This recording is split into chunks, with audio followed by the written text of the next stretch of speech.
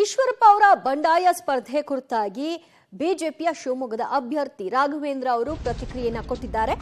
ಸರಿ ಹೋಗಬಹುದು ಎಂಬ ಕಾರಣದಿಂದ ಪಕ್ಷ ತಾಳ್ಮೆಯಿಂದ ಕಾಯ್ತಾ ಇದೆ ಅಂತ ತಿಳಿಸಿದ್ದಾರೆ.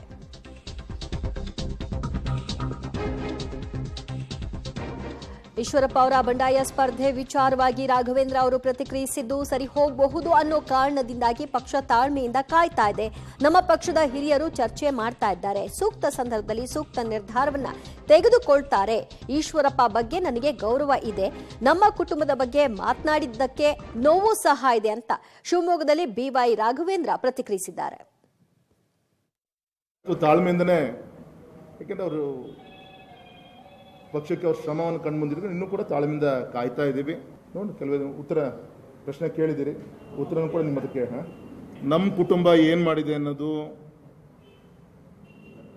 ನಾವು ಈ ಜಿಲ್ಲೆಗೆ ಬಾರನೋ ಅಥವಾ ಈ ಜಿಲ್ಲೆಗೆ ಜನರಿಗೆ ಜೀವನವನ್ನು ಕಟ್ಟುವಂಥ ಕೆಲಸವನ್ನು ಮಾಡಿದೀವೋ ಇಲ್ಲೋ ಅಂತೇಳಿ ಜನ ಆ ಚುನಾವಣೆಯಲ್ಲಿ ಉತ್ತರವನ್ನು ಕೊಟ್ಟಿದ್ದಾರೆ.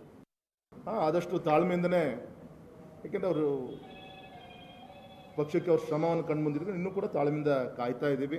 ನೋಡಿ, ಕೆಲವು ಪ್ರಶ್ನೆ ಕೇಳಿದಿರಿ, ಉತ್ತರನೂ ಕೂಡ ನಿಮ್ಮ ಅದಕ್ಕೆ ನಮ್ಮ ಕುಟುಂಬ ಏನು ಮಾಡಿದೆ ಅನ್ನೋದು,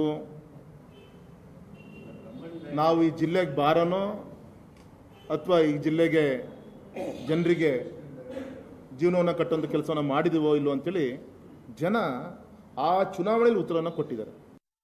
ಆದಷ್ಟು ತಾಳ್ಮೆಯಿಂದನೇ, ಯಾಕೆಂದ್ರೆ ಅವರು ಪಕ್ಷಕ್ಕೆ ಅವ್ರ ಶ್ರಮವನ್ನು ಕಂಡು ಬಂದಿದ್ರು. ಇನ್ನೂ ಕೂಡ ತಾಳ್ಮೆಯಿಂದ ಕಾಯ್ತಾ ಇದ್ದೀವಿ. ನೋಡಿ, ಕೆಲವು ಪ್ರಶ್ನೆ. ಪಕ್ಷ ತಾಳ್ಮೆಯಿಂದ ಕಾಯ್ತಾ ಇದೆ.